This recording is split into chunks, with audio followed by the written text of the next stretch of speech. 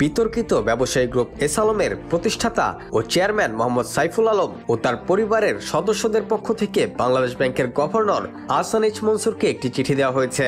চিঠিতে কেন্দ্রীয় ব্যাংকের গভর্নরকে হুঁশিয়ারি দিয়ে বলা হয় তারা বাংলাদেশের বিরুদ্ধে একটি আন্তর্জাতিক সালিসি প্রক্রিয়া শুরু করতে পারেন।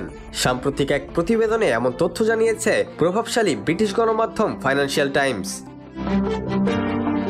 চিঠিতে এস আলম গ্রুপের বিরুদ্ধে জনপরিসরে উস্কানিমূলক ও অপ্রমাণিত মন্তব্য করার অভিযোগ এনে বলা হয়েছে, গভর্নরের এ ধরনের আচরণ একটি ব্যবসায়ী গোষ্ঠীর বিরুদ্ধে ভয়ভীতি ছড়ানোর প্রচারণার শামিল।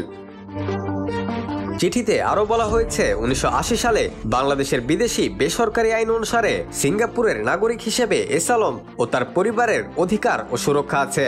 বিনিয়োগকারী হিসেবে নিজেদের অধিকার রক্ষা করতে সব ধরনের প্রয়োজনীয় ব্যবস্থা নেওয়া হবে, শুধু আন্তর্জাতিক সালিসি মামলা নয়, প্রয়োজনে অন্যান্য ব্যবস্থাও নেওয়া হবে বলে হুমকি দেওয়া হয় চিঠিতে। কিছুদিন আগে ফাইন্যান্সিয়াল টাইমসকে দেয়া এক সাক্ষাৎকারে বাংলাদেশ ব্যাংকের গভর্নর অভিযোগ করেন, সাবেক প্রধানমন্ত্রী শেখ হাসিনার আমলে বাংলাদেশের ব্যাংকগুলো থেকে শুধু এস আলমই পাচার করেন অন্তত 1,20,000 কোটি টাকা। এমন স্বীকারোক্তির পরই বাংলাদেশের বিরুদ্ধে আন্তর্জাতিক সালিসি ডাকার হুমকি দিল এস আলম গোষ্ঠী।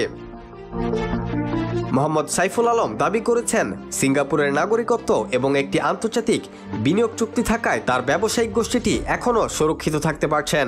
এস আলম গোষ্ঠীর এই চিঠি ও আন্তর্জাতিক সালিসি মামলার হুমকি শেখ হাসিনা সরকারের পতনের পর এখন পর্যন্ত অন্তর্বর্তী সরকারের বিরুদ্ধে তাদের সবচেয়ে বড় প্রত্যাঘাত বলে মনে করছেন বিশেষজ্ঞরা।